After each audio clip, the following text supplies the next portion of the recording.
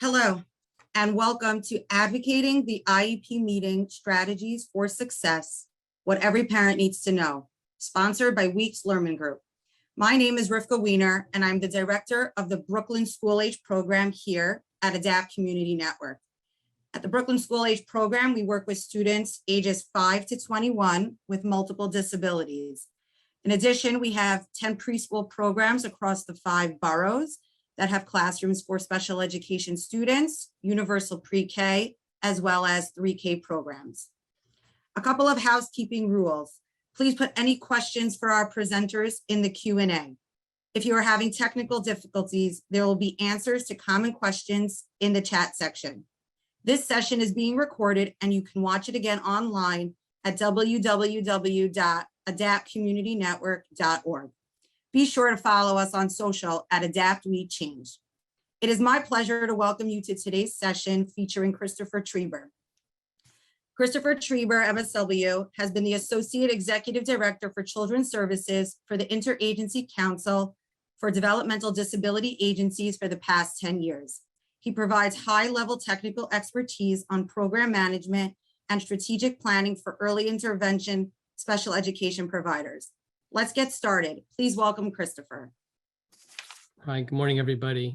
Thanks for the introduction. Let me just share my screen. So this presentation on advocating for your children at IEP meetings, really what you need to know, is a much longer presentation, but I'm trying to focus very specifically on exactly what I think are really crucial pieces of information, as well as how you prepare and what you should do at an actual IEP meeting. Just to give you some context, before I was at the Interagency Council, I worked for the ARC of New York City for 22 years, 17 of those as Director of Advocacy Services. During that time, I probably attended almost 2,000 IEP meetings. And so I'm pretty familiar with a lot of what happens, and a lot of what's in this presentation has been developed over years of experience doing this. So, what's important in terms of what you need to know to be an effective advocate for your child, you need to understand what the federal law is. You have to understand it. It's the only way to really know what you're entitled to for your children, as well as understanding how to hold people accountable, how you prepare for a meeting, what should happen. And then I have some specific sort of strategies I call homework and ABCs. And those two things are really crucial pieces of information that I'll share with you. So in terms of what the federal law is, it's called the Individuals with Disabilities Education Act. And this law has been in effect for almost 50 years. It was last reauthorized in 2004, so it's been a while since there's been really significant changes to the federal law. But the law has always been primarily focused on ensuring that any child, regardless of disability, whatever kind of disability they have, she or he is entitled to an appropriate education. And prior to 1975 in the United States, there were more than 1 million children that did not have access to a legally appropriate education. And so in 1975, Congress developed a law. It was originally known as the Education for All Handicapped Children's Act. Later, it became known as the Individuals with Disabilities Education Act, or IDEA. So what does this law actually talk about? What does it say? It says that all children with disabilities must have available to them a free and appropriate public education. That's the purposes of this act, to ensure that every child can go to school and get an appropriate education. And we'll talk about what that means in a minute. But I think for parents, really, you want to understand the second piece of this, which I bolded here, is that the goal of this law is to prepare children for further employment, education, or independent living. And no matter where your child is on the spectrum of education at this point, keep those things in mind, because those are also ways that you can hold the system accountable. And I'm going to talk a lot about that, because as parents, you're the only ones that can ultimately hold the system accountable for your kids. So what does the law actually say? This is what it says. it's a simplified version, but every child, regardless of disability, is entitled to a free and appropriate public education. So free is real easy. If it's on your child's IEP, you should not be asked to pay for 1 penny of the education. If the Department of Education in your school district determines your child needs these services, they are entitled, and it must be free. It's provided to you. If you win at an impartial hearing, and I did many impartial hearings, and I won placements for children in numbers of different settings, including out-of-state residential schools, New York State had to pay for those services because those children were entitled under federal law to those services. The word that complicates things is appropriate. And we're going to talk about that. But the first thing I want you to know, if you're a parent and you are advocating for your child and you're involved in the special education system, understand the word FAPE, free and appropriate public education, because that's what your child's entitled to. The law didn't really definitively define what they meant by that. Congress didn't either. And so I'll give you 2 examples as to how you understand what that definition actually means. But it also said that this education must meet the unique needs of each child. They used the word handicap because this was, again, written in 1975. And it also references the individualized education program, or IEP. That's another critically important piece of this law that you are entitled to. The law requires that for every single child who needs special education under the law, there must be an individualized education plan developed, and it must be reviewed every single year. Individualized means you put your child's name on that document. Does it reflect who she or he is? Does it reflect their educational needs? And as parents, that's what you want to ensure that that document does. And it must be reviewed annually. That doesn't mean they just take it out once a year and look at it. They should be reviewing whether or not your child met the goals or didn't. They should be reviewing how close they got to those goals. Are those goals appropriate or not? It's not a paperwork exercise that they're supposed to just review and photocopy the IEP from year to year. Even though doing this for as long as I have, I know that happens. So it's critically important for you to understand what appropriate means. You can't hold anybody accountable. You can't go in and say, my child's entitled to an appropriate education if you don't really understand what that means, right? So Congress didn't define it. Lawyers wrote the law, obviously. And so lawyers like to keep things vague so they can argue interpretation. So one parent took their case all the way to the United States Supreme Court. It was a case actually of a child who was deaf, Amy Rowley.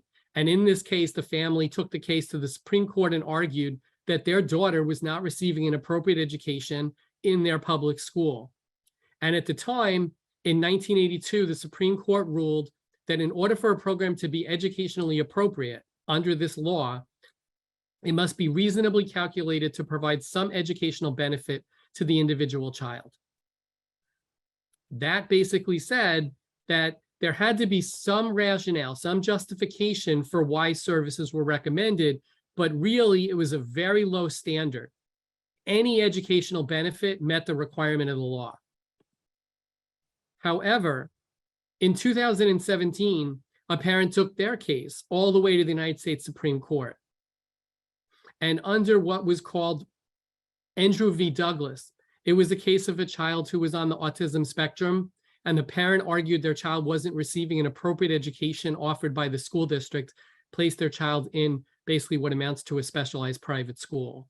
And the Supreme Court, Chief Justice Roberts, in his decision wrote that a school must offer an IEP reasonably calculated to enable a child to make progress, appropriate in light of their circumstances. That's a significant statement because what it says is it's not just any old progress. It's not a child who just makes some progress. It's dependent on your child's abilities and how much progress they're actually making. So they raised the bar on that standard. And that's critically important because you can ask questions around those things. And I will talk to you about that in a minute. And then it also talks about the IEP in this court decision. that was 8-0. The United States Supreme Court very rarely ever votes 8-0. They were unequivocal on this, that an IEP must set out a plan for pursuing academic and functional achievement. So the IEP was not just to meet the appropriate needs of a child. Now they're saying that there has to be some purpose behind the IEP. So there's really two significant components. So the first is FAPE, a free and appropriate public education in this law. And the second part talks about the child must be placed in the least restrictive environment. When the original law was developed in 1975, if my daughter, who had a disability and was in a wheelchair, needed to go into a public school, I had a right to send my child to that school, but I could place my child in a kindergarten room. That doesn't mean my child is being appropriately educated. She may not even learn anything if they're not offering her the educational supports and teaching her the way that she needs to learn. The goal of this law was to ensure that I would be able to place my child in that school, and my daughter, would get an appropriate education. They would meet her needs, but it would be in the least restrictive environment, meaning that my child would have the right to be educated with students who do not themselves have a disability.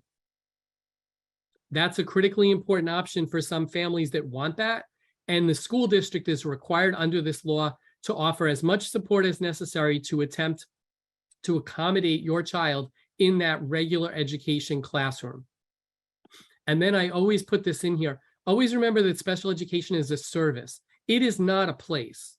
It is a service. Your child doesn't have to go to a specific location to get those services.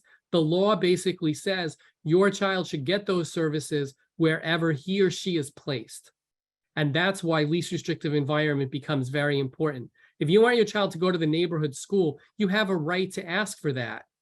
And the school district has an obligation under this law to provide as much support as necessary to make sure that that meets your child's needs. Congress also made sure that when they built this law, they built in specific components that ensure that parents have certain rights. These rights are critically important. And what I always tell parents is never believe that anyone will protect your child's rights but you. Always remember that. So the first right you have based on this law is the right to be informed and knowledgeable about all actions taken on behalf of your child. Simply what that means is the school district must notify you if they're going to change something on an IEP. If they're going to have a meeting about services for your child, you should be invited to a meeting and you should be told exactly what that's about. And you have a right to participate, meaning they should be inviting you to that meeting. They should be giving you access to all of your child's information and records. Again, never assume that someone's going to give you this stuff up front. They are required by law to give you a copy of the IEP. They are required by law to provide you with copies of your child's evaluations and progress reports and other things, but only if you ask for them. So with every one of these rights comes a responsibility attached to it. Just like you have to be invited to a meeting, but then you have to notify them, can you come? If you can't, can you ask for a different time for the meeting? And then you have the power of consent. You must consent prior to any evaluation, any new evaluation, any placement. You must consent to those, and you usually, most states require the consent in writing. The power you have is you do not give your consent until you believe that they are providing what you want for your child. And then the law also says you have a right to challenge any part of this process. You can disagree with the classification or the name of the disability they give your son or your daughter. You can disagree with the services. You can disagree with the placement. But with that right, then you have to request another meeting, you have to request mediation, or you have to request a due process or an impartial hearing. Parents also have very specific rights. So a parent can bring anybody they want to a meeting that you determine as the parent is knowledgeable and has expertise about your child. When I went to IEP meetings, I didn't have a right to go in unless the parent wanted me there. The time and the location should be mutually convenient to the parent. So if you can't make that meeting, you have a right to ask for another time. They shouldn't tell you, oh no, we're going to meet anyway. and then we'll send you the information in the mail. The district also has an obligation to document every effort they've made to try to notify you about attending the meeting. So that means they have to have documentation. So if they didn't notify you, you can ask them, well, what documentation do you have that you notified me about this meeting? And then the district, however, excuse me, has authority to make the final decision. So you as parents have a right to challenge that decision, but at the end of the day, the district does have a right to make a final determination at the IEP meeting. I attended many meetings where I disagreed with the IEP team, and I told them, yes, we understand we don't agree with you, and we will take this to a challenge. We will request a due process hearing or mediation or ask for another meeting. So those are options that you have. And then let's talk about the IEP just really quick, okay? The individualized education plan. This is your child's document. It's not written for every 5-year-old in that school district. It's written for your daughter.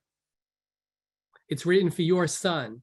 And it should reflect their needs. It should reflect what you would like them to learn. It should be reviewed annually. You should have a copy of it right now if your child is in special education. And if you don't understand what's on it, you have a right to ask your child's teacher to help explain to you what it is that they're working on, so that you have a means to be able to hold the teacher and the system accountable. If you look at that IEP at the end of the year and your child has achieved none of those goals, either the program wasn't appropriate and didn't meet your child's needs, or the goals themselves were not appropriate. And so we'll talk about that in a minute. So I have this slide here, and again, I'm kind of going through this quickly because I have some really important pieces of information that I do want to share. But the IEP is written at a meeting with representatives from the school district, but you as the parent must be invited to that meeting. You have a right to attend. The IEP is a document that must have information about your child's present levels of educational performance. That sounds kind of complicated, right? But really what it means is, how is your child doing? Where are they academically and socially and emotionally? Do they have behavioral challenges? All of those things should be reflective on the IEP. If you pick up that document and you don't see your child in that document is not legally valid. It's failed to basically be written for your child. And it's sad to say, but many times those documents are not reflective of the child. They are written for a child who has a certain type of disability at a certain age. And so you as the parent have to make sure that it reflects who your child is. You want to look at those annual goals. You want to see what they're working on. If your child has very limited communication, one goal that I always stressed with families is that if your child was to walk out of your front door today and had to tell somebody who they were, where they lived, could they do that? If they can't, then that certainly should be considered one of the important goals on your child's IEP. There should be statements of how your child can participate with children who are not disabled. That is required. There should be a date of initiation of services. When were these services supposed to start? And how long is that IEP in effect? Traditionally, the IEP is in effect in 1 year. After that 1 year, everything on that IEP is no longer legally valid. And then, are the goals, the objective criteria, understandable to you? If you look at those goals, do you understand what they're expecting your child to achieve in that year? If it's complicated and you don't understand what they mean, you want to know what each goal means so that you can evaluate for yourself whether or not your daughter or your son achieved those goals or didn't. Should you continue to work on them? The more active a participant you are in this process, the better the services you'll get for your child, the better the outcome for your child. I always tell parents when I do these workshops, you shouldn't have to do any of these things. I totally get that. I understand it. You have a child who has a disability, and that's a challenge. And you have to manage so many things in your life. But if you talk to parents who have been very effective at getting services for their children, parents whose children have done very well in school, they will tell you that they were involved, that they held people accountable, and that they did things at meetings that other parents didn't do. And that's part of this workshop goal from my perspective, is I want you to be the parent that gets what you want for your child, the parent who knows what to do, how to deal with a bureaucracy, because most school districts are large bureaucracies. Even small districts still are bureaucracies, and they operate with certain beliefs, certain strategies. And I'm going to teach you in the next few minutes how to deal with some of that stuff and how to prepare for a meeting. And then the other critically important thing is, what services does your child need? So the level and type of service should be based on evaluations. It should be based on input, and it should be based on your input. The services, again, should help your child to receive an appropriate education in the least restrictive environment. It should allow your child to make progress and benefit from these services. But remember, appropriate is not best. The law does not entitle you to the best services for your child. So don't use those words when you go in. As a parent, I understand you want what's best for your child. I want what's best for my daughter. However, this law entitles you to an appropriate educational service for your child, not best. And the recommended services must be based on your child's individual needs. Remember, the services can change from year to year. They can change from system to system, from early intervention to preschool to school-age services. But what doesn't change is it must be based on your child's individual needs. And then I said this before, special education can be a flexible service delivery. It's not a place, it is a service delivery model. However, those services must be based on your child's individual needs, and they should not be based on what's available in your daughter or your son's school. And far too often that happens where they'll tell you, well, we don't have that in this school, but we have this other service. Even though the IEP team has just told you before that point that your son or your daughter needed that specific service. The other thing I'll just mention about services, remember to try to be flexible and understand that the more flexible you can be, the more you negotiate, the better the services you're going to get for your child. So what I'm going to talk about now is really strategy and things that I have developed over the years of doing this, in more than 35 years of doing this and working with families. And so I talk about homework, and I talk about doing your ABCs, learning your ABCs. So homework. So what is homework? So when you go into a meeting, when you get ready for an IEP meeting, you want to have some things that you think about. Think about the IEP meeting. This is the one business meeting you have about your child once a year. And start to think about it that way, how critically important that meeting is for your son or your daughter. And it does involve investment of your time and your energy for that meeting, right? And so I talk about it as homework. Have a game plan. You want to have a strategy for that meeting. And I'm going to talk about all of these in a minute. Organization. You want to basically go in with, this is my position, this is what I want, and I have justification for those things. You want to basically give the people at that IEP meeting permission to give you what you want. You know, I talked about the system as a bureaucracy. Think about it this way. I'm a representative at an IEP meeting. I work for a school district. I want to continue to work for that school district. I like my job. I have a family at home. I'm not going to jeopardize my job to give your child what you believe they need, unless you have justification. You have a report, so that if my supervisor taps me on the shoulder and says, why did you give that child 3 times a week of speech individually? I have a report to show her and say, here's an evaluation that the parent gave me. It justifies it. Managing the meeting. And I'll talk about that in a minute. You want to have examples to support what you say. And you want to think about it as a win-win. Can you give a little to get what you want? I want my child to continue to receive individual speech therapy 3 times a week. I'm an administrator at a school district.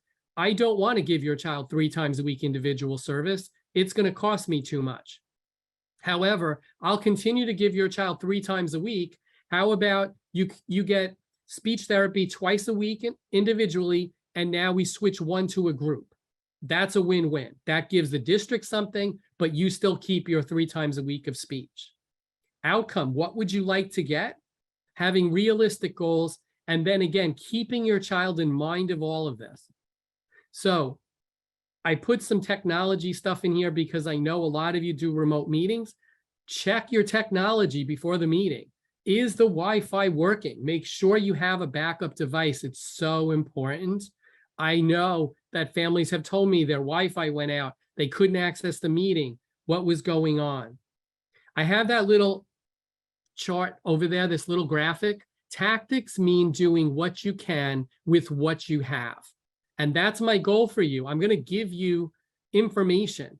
I'm going to basically tell you the authority you have as a parent when you walk in that room, and you have a lot of authority that you don't know you have. Saul Alinsky was a community organizer. That's my training and background. That's why I believe in so much of this training is teaching you about a dynamic of power. And most parents believe that you have no power. The power lies with the school district. You have a lot of power in this process, but you have to assert it. You have to understand how you can achieve that power. Have a backup plan. Again, for the technology, it's important. If you have an advocate coming, how are you going to talk to that advocate? When I went to meetings with families, for the most part, I was in the room with them. I would tell them, look over at me, kick my leg, give me some notice if something's going on that you don't like. Be sure to mute yourself when you're not speaking, so that if you're complaining about somebody, they're not hearing you. If you're on a Zoom meeting, for example, be aware if your camera is on. Are you making rolling eyes? Are you making faces? All of those things are very visible to other people as part of that meeting. And then make a plan for how you're going to sign those documents. So I talk about 3 things you need to know when you go to a meeting. Every single time I went to an IEP meeting, there were 3 things I told the parent I must know in order to be effective in helping you with this meeting. So one of the things we always wanted to know is, what would you love to get? If your child is doing really well and you think everything is really good, well, maybe our goal is keeping everything the way it is. However, if you think your child isn't doing well, maybe they started the year and they were doing really well and they were making progress, and then all of a sudden it all stopped. That should be a big red flag for you as a parent that something changed. That program, may no longer be appropriate. Maybe the teacher changed. Maybe another child came in the room and all of a sudden your child is coming home and more fearful. Maybe that child is aggressive towards your child. So those things always have to be sort of, weighed in the balance here. So this is what we'd love to get. This is what we can live with. So if we get this, we're okay. So if they want to, reduce a speech therapy session, okay, that's, what's going to happen. Maybe we can live with that. We'll see. And then the third one is, I will not accept this. I will fight you. And when I knew those 3 things, I knew one critically important thing. I knew how to negotiate at a meeting. I knew what was okay, what we could live with, and I knew what the parent would not accept. And I think for each of you as parents, that's what you want to know. You want to know what you would love to get. This is ideal. I'll go in and I'm going to ask for some more service for my daughter today. But if I don't get it, as long as I keep most of what I have, I can live with that. But if they're going to start to take away, services that I believe my child needs to be able to make progress, well, I'm not going to accept that. And that's when we'll fight you. And you can tell the district that. You can tell an IEP team that. I respect you. I understand you have a right to your opinion. As a parent, I have a right to my opinion. I don't agree with you. And I will ask for another meeting. I will ask for mediation, or I may end up at an impartial hearing. there's always two things critically important to keep in mind in regard to these meetings, right? One is you never burn a bridge because you may need to go back across it.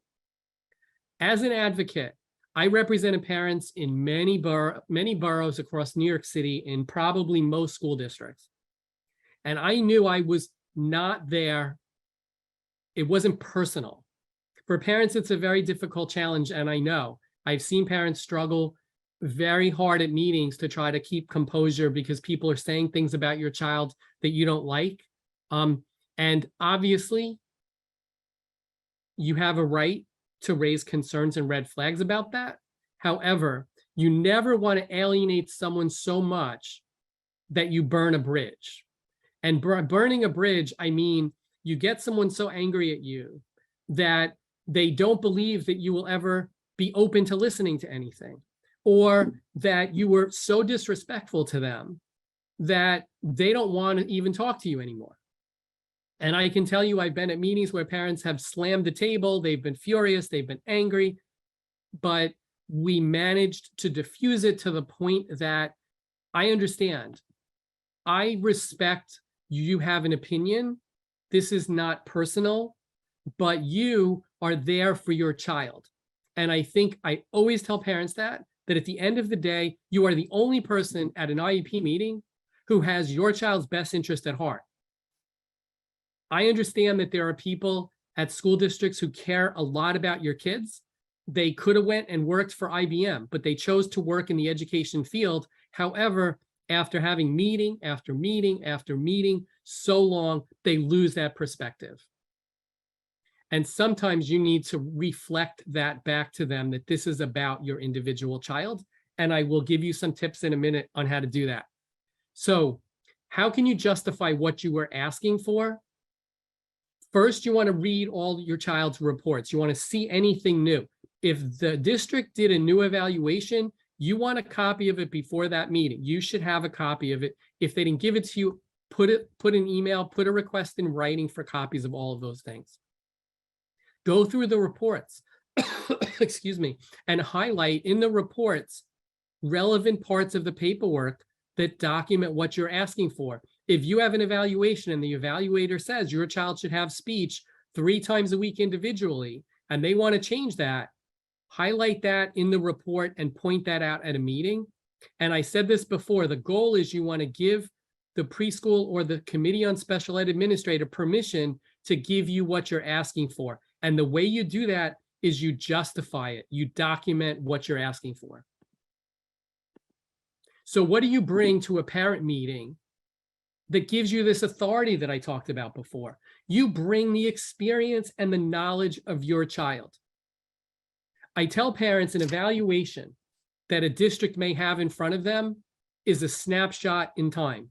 If I evaluate your child today on October 6th, all I know is how your child was basically functioning today, how they performed on a test today. So an evaluator and a school district sometimes has a photo of your child. You have the photo album. You know your child from birth to now. You know how they responded to services under early intervention, under preschool services, under school age.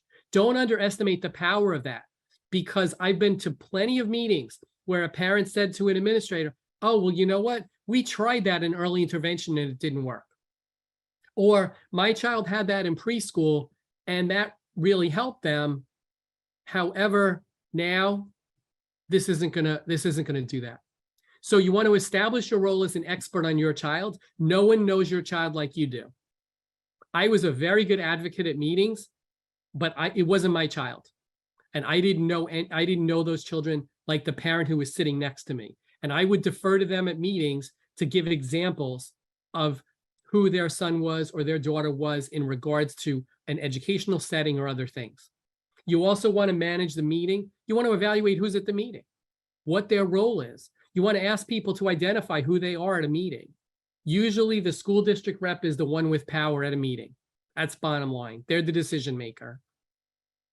And at a preschool special ed meeting, that's usually the CPSE administrator. At other meetings, it could be the school psychologist. And I know I'm running through this fast, but I want to be able to have time for questions. So when you go to an IEP meeting or you prepare for one, I have a suggestion. I have like a set of ABCs, I call them, that I've developed over the years. You want to check your child's last IEP. Is it within a year? If it's more than a year, then the district violated your child's rights under federal law. We're not talking about violating the state rules. Federal law says the child's IEP must be reviewed every single year.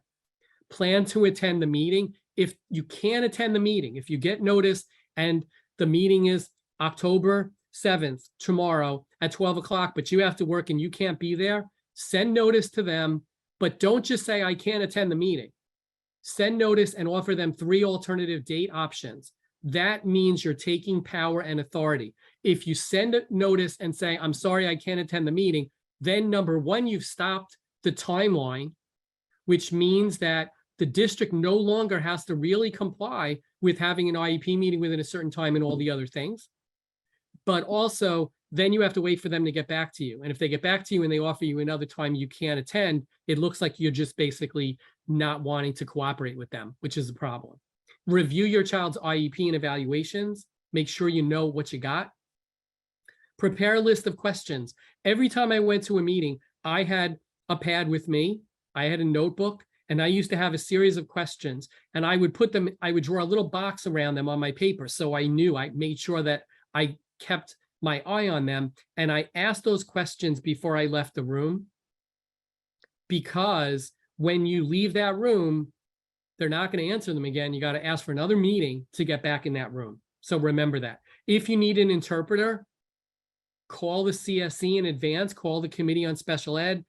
Usually the meeting notice says when you're requesting it, is there an interpreter? Do you need one? However, I always advise a family that it's really critically important in my mind to bring somebody you trust who will interpret for you. I know Spanish at some level, and I've sat at meetings where a Spanish interpreter just translated a portion of what took place at that meeting.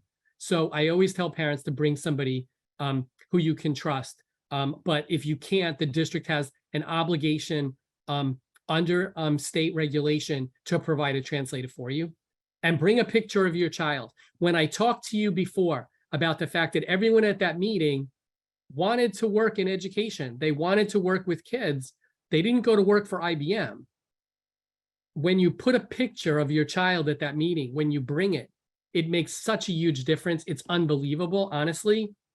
I have told parents that my best strategy to you is get a binder that has a plastic sleeve in the front, take all of the evaluations, get a 3-hole punch. They sell small ones. Put all your evaluations in that binder, all the IEPs, everything about your child. You've created an educational record. Put a picture of your child in the front of that plastic sleeve. And then you can stand that file up at the meeting, and it's like your child is present.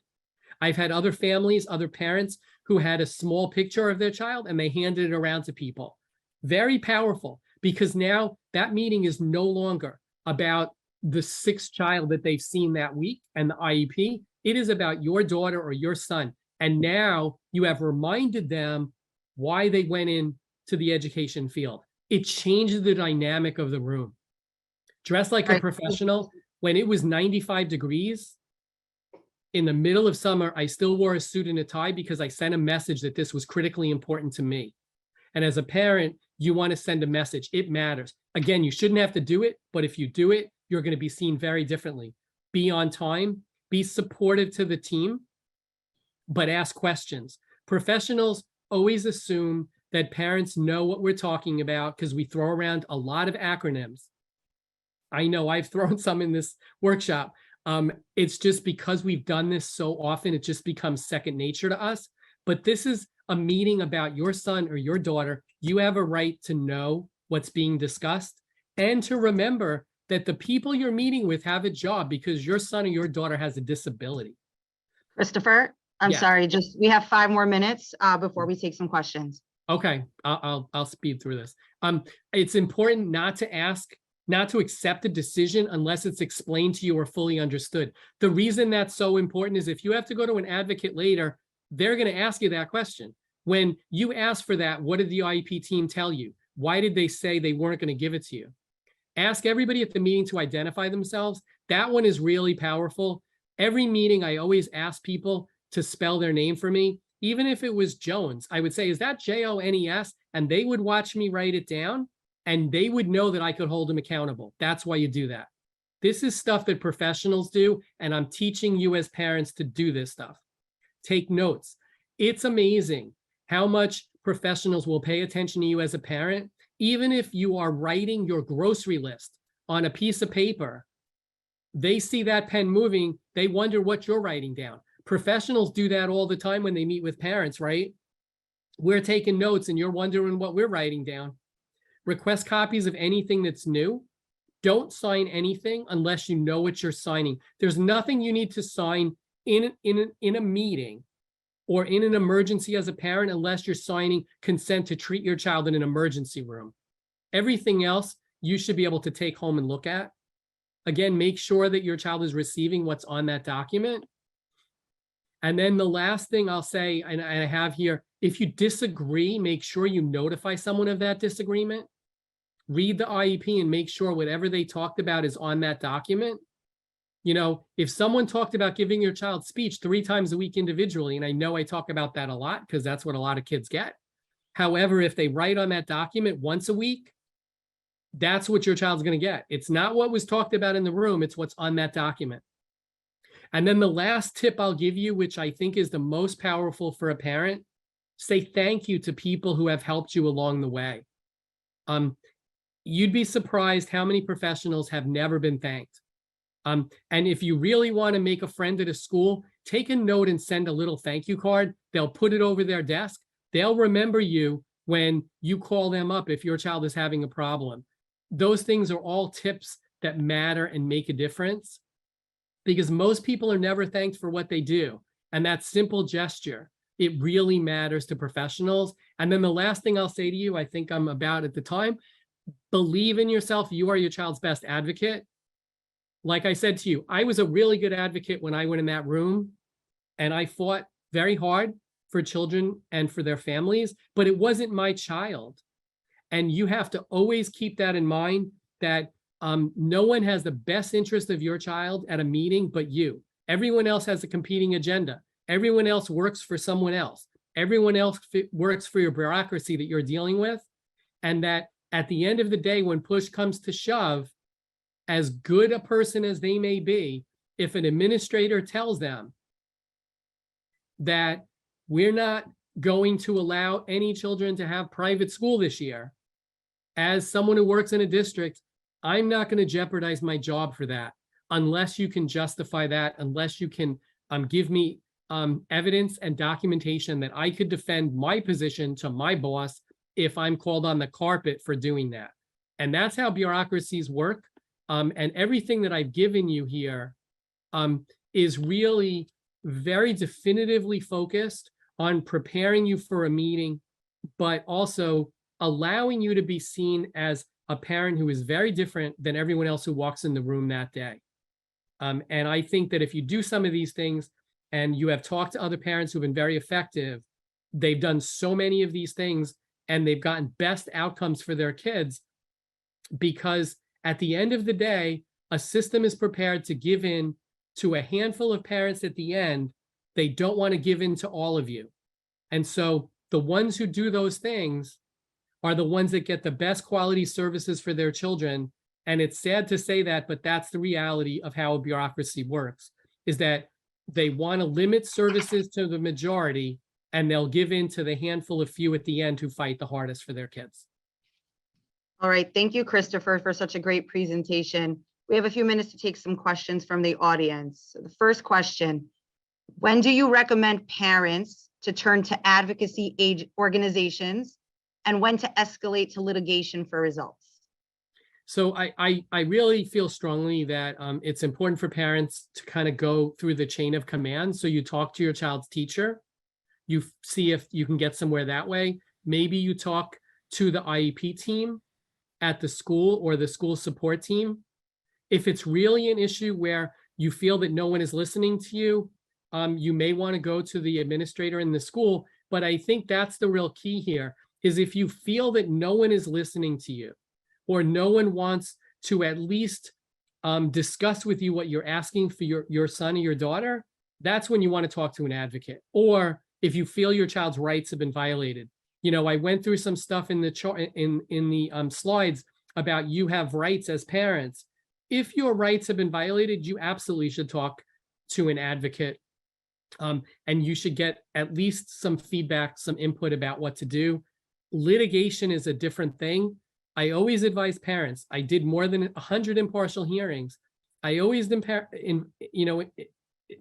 really helped parents to understand that when you get to that legal issue, it's all or nothing. You know, if you go to a due process hearing and you lose, you don't have a lot of recourse necessarily. You have to go to court almost. So it's always important to use mediation, use other mechanisms to try to resolve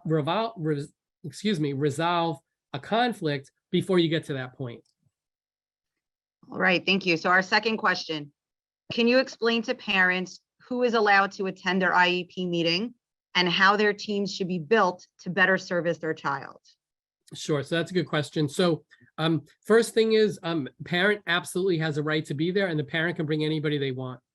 I always tell a parent, you want to bring somebody who's going to make you feel comfortable and confident at that meeting. You know, these meetings are scary.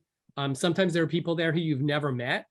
And so I've told parents, bring your brother, your sister, your husband, bring your godmother, someone who's going to help you feel empowered at that meeting so you can speak up. In terms of who's going to be there from the school district, traditionally, it should be your child's teacher. It should be somebody who knows your child. If there's nobody in that room that knows your child, chances are the school district has violated the intent of the federal law. There usually is someone who is considered to be the school district representative who has the power to authorize services.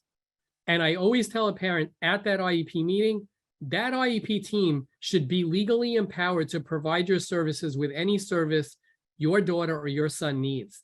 If they tell you they can't do it, they're really not a legally sanctioned IEP meeting.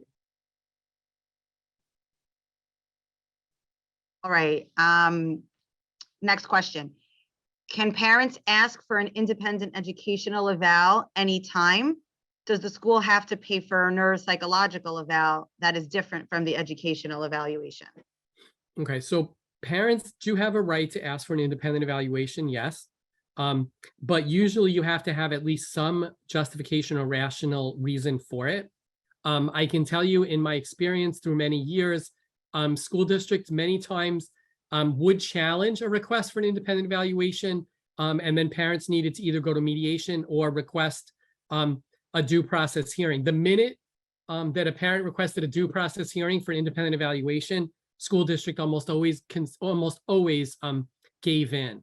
The thing to consider about an independent evaluation, however, is if you want the school district to pay for it, the school district then is in control of that evaluation, meaning that that evaluation report goes directly to them. That evaluation agency has been one that they've selected and authorized. If you as a parent feel strongly you want your child to have an independent evaluation, you may want to seek that out from a private agency, a hospital-based program, or something else. And then if you don't like that evaluation, you don't even have to share it because the school district doesn't know that it took place. So I used to advise parents, if possible, to get an independent evaluation through their private insurance, through Medicaid or something else, rather than going directly to the school district. But the district has, yes, a responsibility to pay for that evaluation. A neuropsych is a different story, and most times I had to usually request an impartial hearing to get the district to pay for that. Great, thank you, Chris. Do you have advocates to assist with IEP meetings? And if so, do they service all areas in New York? I would say that probably there are a few agencies that are really very good advocacy organizations that can help parents. Advocates for Children is one, Include NYC is another, New York Legal Assistance Group, New York Public Interest, the Lawyers for the Public Interest. There are a number of organizations that can assist families. I think the most important thing to think about, though, is before you kind of get to that point, as a parent, you can ask for mediation. and you can ask for conflict resolution. And so those two options are available, and you don't need an advocate. Sometimes it's hard to get an advocate because they are so overwhelmed with the number of families that ask for assistance. But I know that many of those advocacy organizations will try to help parents. Also, AHRC in New York City has an education advocacy organization. That's where I was the director of for many years. So there are advocates out there. It's important when a parent goes to an advocate that they really have an understanding about what's going on and what they really want, because the advocate needs to know those things. Great. What do parents need to know when applying for Social Security for their children with IEPs? I'm not sort of the technical expert on that question, but what I would suggest is parents need to make sure that they have the documentation to basically document that their child has a disability. They usually have to have documentation from a physician, from a doctor or a specialist. And again, I'll kind of defer that maybe to another presenter from another of the workshops. All right, so for our last question, how do we confirm the full range of services available for our child's diagnosis? Example, if they're diagnosed with autism. So the continuum of services is definitely part of most school districts. Most school districts will have sort of the information, but just, a snapshot of what a continuum looks like. So you started with regular education, and that would be, for example, a 5-year-old would be kindergarten. And then you look at can the school district provide additional support, related services, maybe provide a special education teacher who would work with the child in the classroom. If that doesn't work, then maybe looking at an integrated program, meaning a classroom that has some children with IEPs and some children without. Then you look at small classes, you look at different types of small classes, different specialized settings, and then you can move through in New York City, what's called District 75, which are very specialized settings for students who may be on the autism spectrum, as well as if those programs aren't able to meet the needs, there are state-approved schools all the way to residential schools. But again, all of those things really need to be reflective of the child's individual needs, how they're doing in school. And again, if you're looking at services above or beyond what public schools can offer, you definitely need to talk to an advocate or an attorney for those things. All right, thank you. Thank you all for joining us today. If we did not get to your questions, we will follow up after the event. Following the conclusion of the event, you will receive an email with a link that has a survey. Please complete that for your chance to win an Amazon gift card. I hope you all will join us at our 12 o'clock session titled Introduction to Medicaid Waiver, Self-Direction, and Independent Housing. Thank you. Thanks, everybody. Bye.